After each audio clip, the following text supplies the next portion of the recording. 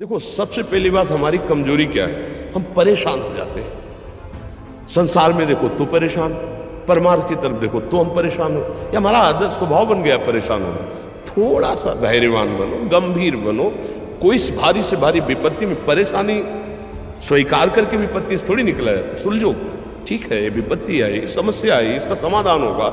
ऐसा थोड़ी कि हमें नष्ट कर देगी। अगर अभी हमारी बड़ी हानि हो जाती है, हम कल इससे बड़ा लाभ प्राप्त कर सकते हैं। हमको एकदम बिल्कुल गंभीर रहना है, इतने कमजोर नहीं बन जाना। अब वो गए तो क्या होगा, अब वो वस्तु गई तो क्या, पद गया तो क्या होगा।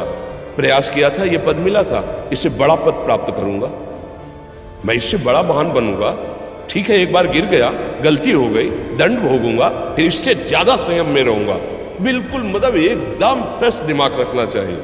और अपने लोग क्या है, जरा सी बात में एकदम पछड़ा कर लेते हैं, एकदम कमजोर हो जाते हैं। ये बिल्कुल ठीक नहीं है। हम जीवन भर की यात्रा की बात कह रहे हैं, भारी से भारी कष्ट में भी मुस्कुराना, तो हमें बल मिला है, हमें भगवान की कृपा का दर्शन हुआ है, हमें उनका दुलार दिखाई दिया है। अगर ऐसे भाग जाते फिर परमार्थ में थोड़ी चलना होता है।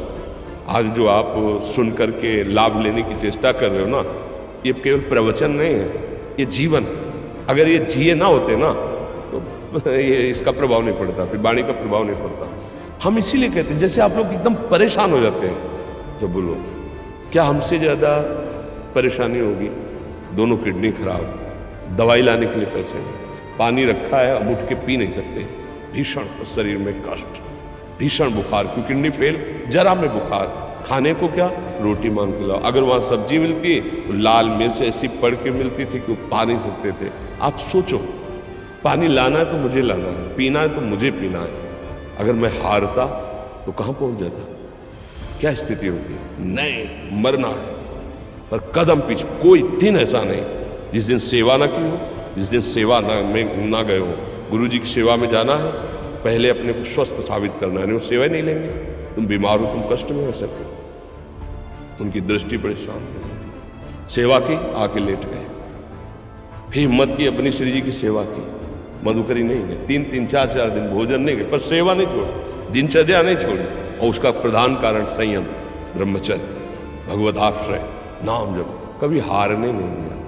अभी भी थोड़ी देर बाद डायलिसिस होगा, हारने, आपको हारे हुए नजर आ रहे हैं। शरीर में पीड़ा है, किडनी फेल है, ऐसा थोड़ा स्वस्थ बैठे हैं, पीड़ा है, बार बार प्यास लगती है, थोड़ा थोड़ा पानी मिलता है हर, लेकिन हम आनंदित हैं, हम प्रसन्न हैं। हम लड़ाई में हारे नहीं, ना हारेंगे, हम जीत चुके हैं। हम अपने मालिक के भरोसे में अपना संपाद, तो वो ये हम अपनी बड़ाई नहीं बता रहे, हम आपको बता रहे समस्या। सोचो, तुम्हारे पास तो माँ है, भाई है, बहन है, परिवार है, कोई ना कोई तो है ना।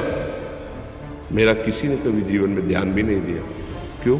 बचपन से बाबा जी बन गए, किसी से प्यार नहीं, किसी से संबंध नहीं, कोई जानकारी नहीं, हम कहाँ हैं, वो कहाँ है, किसी से कोई मतलब नहीं। अच्छा, जवान साधु कौन श्रद्धा करे, कभी गांव जाने की हिम्मत नहीं पड़ती कि रोटी मांग ले। पता नहीं लोग क्या सोचेंगे, क्या भावना कर ले। हम दरवाजे पे खड़े हैं, क्या कैसी भाव, जो हमारे सामने आकाश वृत्ति से आया यौवन अवस्था में, वही पाया है, अन्यथा भूखे रह गए। जब हम हर समय अपने को विवेक के द्वारा सावधान रखें तो हम कभी निराश नहीं हुए, कभी उदास नहीं हुए, कभी ऐसा नहीं लगा कि यार हम दुखी, कभी नहीं लगा। उसी का फल है कि उस सुख का संकेत मिल गया जहां दुख की निशानी भी नहीं है। वही उसी के बच्चे हो, हम सब उसी धातु से बने हुए हैं। हम इतना क्यों परेशान हो जाते हैं? हम ये देखते हैं अपने लोग, थोड़ी बात बिगड़ गई परेशान, नहीं बिगड़ी तो बिगड़ जाने की संभावना में परेशान है। आज सुख है, लेकिन कल सुख छिन जाएगा तो हम आज के सुख में सुखी ना होकर कल के दुख के आने की संभावना में भयभीत हो। तब क्या हमारी सोच रह गई? हमको इतना बलवान बनना है कि सुख और दुख दोनों हमको छू न सके। भारी से भारी सुख की व्यवस्था है तो अहंकार नहीं, हर्षित होकर किसी का अपमान न करे कि हम धनी, हम पदाधिकारी, अमुक। भारी से भारी दुख आया तो हमें किसी के सहयोग की जरूरत नहीं, हम फिर अपने कदम बढ़ाएंगे, हम फिर जुड़ी हुई अपनी भावनाओं को सजाएंगे। मस्त जीवन, एकदम तुम अविनाशी के बच्चे हो। शेर का बच्चा भेड़ों के बीच में फंसकर म्यों म्यों बोल रहा है, बस अगर दहाड़ना सीख जाए तो कोई भी उसे परास्त नहीं कर सकता। ऐसे भगवद अंश, तू प्रपंच में फंसकर अपने को इतना दीन क्यों देख रहा है? तू ऐसा है कि भगवान के दिव्यास्त्र में भी ताकत नहीं तेरे को मार सके। तू अविनाशी का अविनाशी बच्चा है, विनाशी भोगों को, विनाशी शरीर को मैं मान के इतना भयभीत, इतना दुख ठीक नहीं। ये सबके लिए, केवल एक के लिए नहीं, आप समझो। आप लोग सोचते हैं हम गृहस्थ होकर भला ऐसी स्थिति कैसे? जनक जी सुखदेव जी के गुरु हैं और राजा हैं, महल है, रानियां हैं, नौकर है, चाकर।